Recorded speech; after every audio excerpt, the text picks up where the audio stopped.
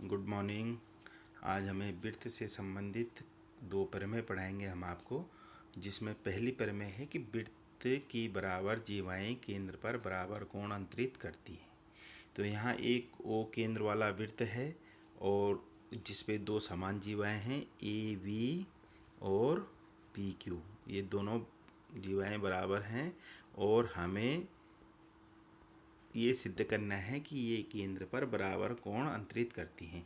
तो ओ केंद्र वाले वृत्त में समान जीवाएं ए वी और पी क्यू हमें दी गई हैं और सिद्ध करना है हमें ए ओ बी बराबर कोण पी ओ क्यू।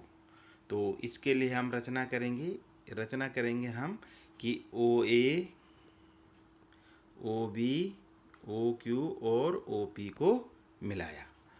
ये हमने रचना कर दी। अब हम प्रूव करेंगे कि कोण ए ओ बी और पी ओ क्यू किस तरीके से बराबर हो सकते हैं। तो इसके लिए हमें दो त्रिभुज मिले हैं। अब जब हमने रचना कर दी, एक त्रिभुज मिला है हमें ए ओ बी, ए ओ बी, और दूसरा त्रिभुज मिला है हमें ओ पी क्यू। दो त्रिभुज आपको दिखाई दे रहे हैं और इन दो त्रिभुजों में अगर हम तुलना करें तो हमें मालूम है ए बी बराबर पी क्यू, क्योंकि ये हमें दे रखा है जीवाएं समान माप की हैं। और जो दूसरे अन्य बराबर हैं जो संगत भाग, वो है ए ओ बराबर ओ पी और ओ बी बराबर ओ क्यू, क्योंकि हम जानते हैं कि एक ही वृत्त की सभी त्रिज्याएं समान माप की होती हैं। तो हमने त्रिभुज ए ओ बी और त्रिभुज पी ओ क्यू में क्या क्या संगत पार्ट बराबर दिखाए हैं, ए बी बराबर पी क्यू, क्योंकि ये हमें मालूम है समान जीवाएं दे रखी हैं। दूसरा है ओ ए बराबर ओ पी और ओ बी बराबर ओ क्यू, जबकि हम जानते हैं ए ओ पी और ओ बी और ओ क्यू चारों के चारों ये इस वृत्त की त्रिज्याएं हैं। तो एक ही वृत्त की सभी त्रिज्याएं समान होंगी।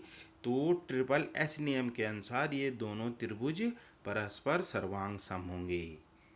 ए ओ बी सर्वांग सम होगा त्रिभुज पी ओ क्यू के।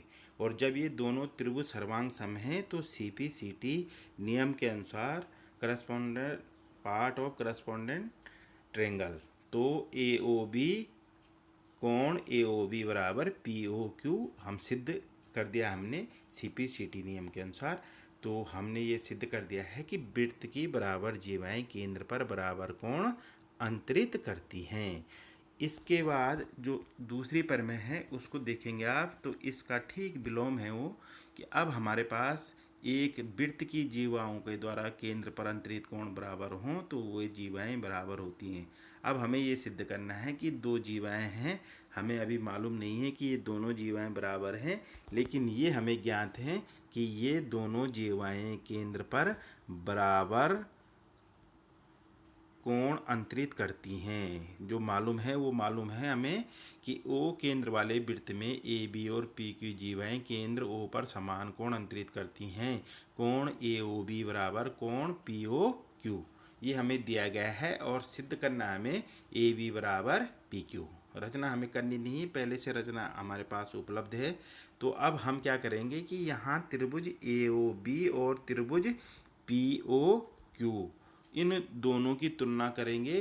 तो इसमें जो पहला भाग है कि कोण ए ओ बी बराबर पी ओ क्यू, जो हमें दिया गया है कि दो जीवाएं हैं और वो केंद्र पर बराबर अंश का कोण बना रही हैं, तो हमें ए ओ बी बराबर कोण ए ओ बी बराबर पी ओ क्यू दिया है। और इसके साथ जो दो अन्य संगत भाग हम जान रहे हैं कि ए ओ बराबर ओ पी और ओ बी बराबर ओ क्यू। पहले हमें जो दिया है वो तो दिया है ए ओ बी बराबर कोण पी ओ क्यू, और दूसरा हमने दिखाया ए बी ओ ए बराबर ओ पी, और एक दिखाया हमने ओ बी बराबर ओ क्यू। तो एस ए एस नियम के अनुसार ये दोनों त्रिभुज सर्वांग सम होंगे। अब हमने त्रिभुज ए ओ बी और त्रिभुज पी ओ क्यू को एस ए एस नियम के अनुसार इन दोनों को सर्वांग सम दिखा दिया है। और जब ये दोनों त्रिभुज सर्वांग सम हैं तो सी पी सी टी नियम के अनुसार ए बी बराबर ए पी क्यू होगा, क्योंकि जब दो त्रिभुज सर्वांग सम होंगे तो उनके संगत भुजाएं और संगत कोण बराबर होंगे। तो इस नियम के अनुसार सी पी सी टी नियम के अनुसार हमने दिखा दिया है कि जो ए बी भुजा है ए ओ बी त्रिभुज की, उसकी जो संगत भुजा है पी ओ क्यू, ये दोनों भुजाएं बराबर होंगी सी पी सी टी नियम के अनुसार ए बी बराबर पी क्यू। तो हमने ये प्रमेय सिद्ध कर दी कि एक वृत्त की जीवाओं द्वारा अगर केंद्र पर समान कोणांतरित होते हैं तो वे जीवाएं परस्पर समान होंगी या बराबर होंगी। तो परीक्षा की दृष्टि से ये दोनों प्रमेय बहुत ही महत्वपूर्ण हैं और इससे संबंधित ही एक्सरसाइज 10.2 भी है। तो फिर हम बात करेंगे, इसको आप नोट कर लें और समझ भी लें। Thank you.